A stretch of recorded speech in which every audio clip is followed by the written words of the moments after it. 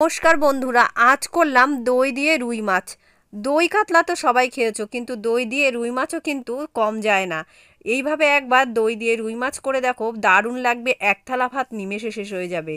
প্রথমে এখানে কয়েক টুকরো আমি রুই মাছ নিয়ে নিয়েছি, 1 চামচ লবণ দিয়ে দিলাম, আর দিয়ে দেবো 1 চামচ মতো হলুদ গুঁড়ো। এবারে হাত দিয়ে সব মাছগুলো ভালো করে মাখিয়ে নেব, যেন মাছের সব জায়গায় হলুদ আর নুন ভালোভাবে লেগে যায়। তারপর এটাকে কিছুক্ষণ রেখে দেব।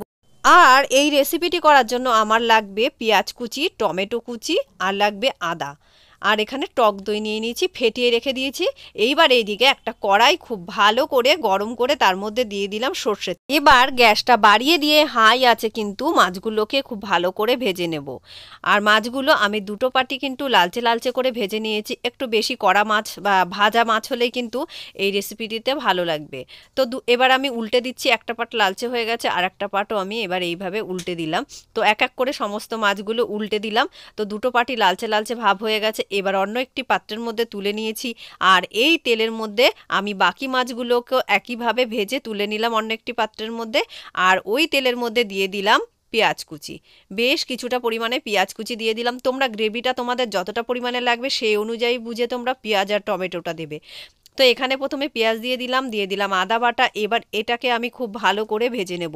যতক্ষণ না এটা ভাজা হচ্ছে একদম লালচে করে, ততক্ষণ পর্যন্ত ভাজবো। 1 চামচ মতো লবণ দিয়ে দিলাম, একটু ঢেকে দিয়েছিলাম। পেঁয়াজটা নরম হয়ে গেছে। এবারে দিয়ে দেবো এর মধ্যে কিছুটা পরিমাণে টমেটো কুচি। তো টমেটো কুচিটা আমি একটা মাঝারি মাপের টমেটো নিয়েছিলাম। গ্রেভিটা যদি বেশি করতে চাও তো টমেটোটা আরেকটু বাড়িয়েও দিতে পারো। তো টমেটোটা দিয়ে অন্যান্য বাকি গুঁড়ো মশলাগুলো দিয়ে দিলাম। 1 চামচ হলুদ গুঁড়ো দিয়ে দিয়েছি, দিয়ে দেবো 1 চামচ মতো লঙ্কার গুঁড়ো, আর দেবো 1 চামচ জিরে গুঁড়ো। তো গুঁড়ো মশলায় এই কয়েকটা মশলাই যাবে, আর কোনো মশলা আমি দিইনি। এবার এটাকে নেড়ে চেড়ে বেশ কিছুক্ষণ হাই আছে নেড়ে চেড়ে নিয়েছি। এবার একটুখানি চিনি দিয়ে দিলাম। এটাকে এবার আমি পুরো 10 মিনিটের জন্য ঢেকে দিলাম। 10 মিনিট পর ঢাকনা তুলে দেখছি সব টমেটোগুলো নরম হয়ে গেছে। এবারে খুন্তি দিয়ে বেশ কিছুক্ষণ ম্যাশ করতে করতে তারপরে দেখলাম যে তেল ছেড়ে এসছে মশলা থেকে। তারপর টক দইটা দিয়ে দিয়েছিলাম। টক দইটা দিয়েও আবার কিছুক্ষণের জন্য ঢেকে দিয়েছিলাম। আবার এটাকে এইভাবে কষতে থাকলাম। গ্যাসটাকে একদম লো আঁচে করে দিতে হবে। তারপর এইভাবে কষাতে কষাতে যখন এটা থেকেও তেল ছেড়ে আসবে, তখন আমি যেই বাটিটায় দই ছিল সেই দইয়ের বাটিটা ধুয়ে হাফ বাটি জল আমি দিয়েছি। খুব বেশি জল দেওয়ার দরকার নেই, তাহলে কিন্তু পানসে হয়ে যাবে। তো হাফ বাটি জল দেওয়ার পরও কিন্তু এটা গ্রেভিটা কিন্তু বেশ গাঢ় হয়েছিল। দেখো কেমন আমি জল দিয়েছি। এটাকে কিছুক্ষণের জন্য ফুটিয়ে নেব, আর এর মধ্যে দিয়ে দেব ভেজে রাখা মাছগুলোকে।